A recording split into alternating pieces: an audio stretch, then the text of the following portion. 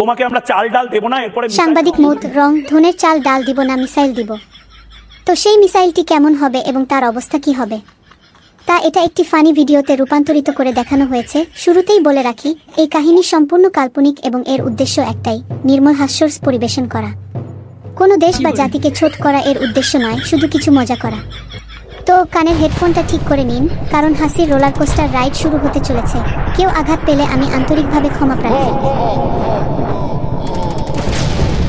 হই হই রই রই করে ময়ূক রঞ্জনের কথা মতো বাংলাদেশ মিসাইল মারতে আসছে এবং সর্বশেষ মিসাইলটি কিভাবে ব্লাস্ট হলো পুরো ভিডিওটি দেখুন। খুব ফুর্তিতে মিসাইলটি বাংলাদেশের উদ্দেশ্যে নিয়ে বর্ডার পার হচ্ছে। এরপর কি হলো দেখুন। চল রে মিসাইলে আজো। এই মামা কই যাও? পাসপোর্ট ভিসা কিছু তো দেখাইলা না, আর এই আজগুবি রকেট গাড়ি নিয়ে কি উড়াল দিবা? এই থাম থাম, বর্ডার কি মগের মূল্য পায়? লাইন ক্লিয়ারেন্সের টাকা দিবি কেরা? স্যার মানে টাকা না দিলে মানে যেতে পারবেন না।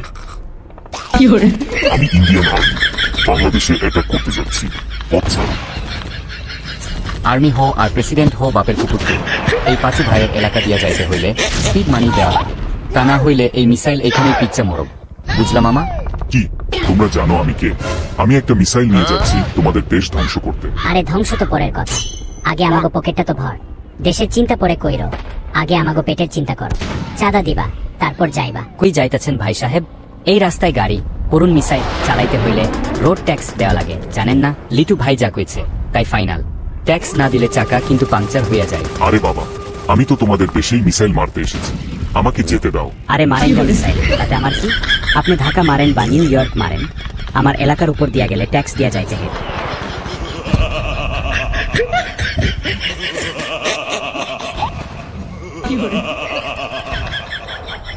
এই ড্রাইভার ছাড়াও, এই রাস্তায় নতুন টোল বসাইছি আমরা।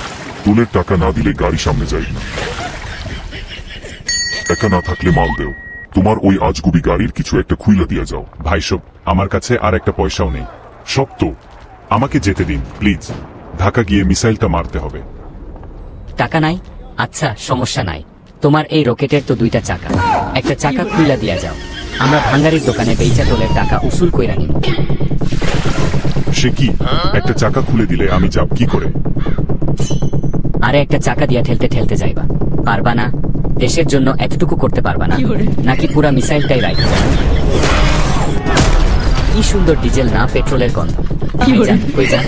এই রাস্তায় চলতে গেলে ফুয়েল ট্যাক্স লাগে, দেন দেখি আপনার গাড়ির তেল একটু মাপি। বস যা কইছে তাই, তেল না দিলে মিসাইলের ইঞ্জিন কিন্তু সিজ কইরা দিবে।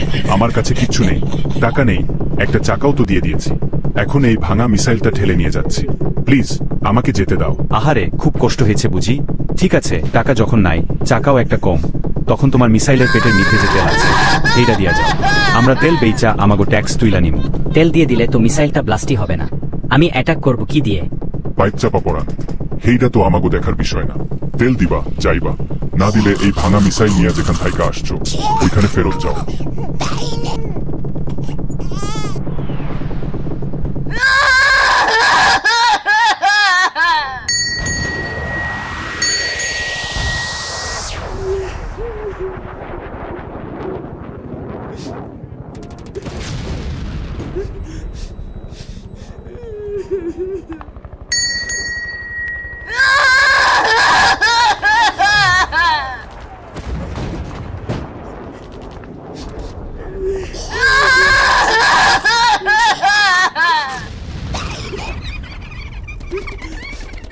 স্যার, বাংলাদেশে মিসাইল অ্যাটাক করা অসম্ভব। ঠিকানন্দ, এ কি হাল তোমার? আর তোমার মিসাইল অ্যাটাক করেছ? স্যার, আর্মি ফার্মি কিছু না, আসল ক্ষমতা তো সেখানকার চাঁদাবাজদের হাতে।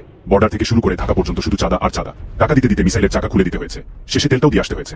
স্যার, ওই দেশে মিসাইল মারতে গেলে আগে কয়েক বিলিয়ন ডলারের চাঁদা বাজেট পাস করতে হবে। চাঁদাবাজ বাহিনীকে যদি খুশি রাখা যায় তাহলে কেবল মিসাইল কেন, যা খুশি মারা সম্ভব, নইলে সব বেকার। কম বেশি কপালে দুর্দাম চাপড় মারতে থাকেন।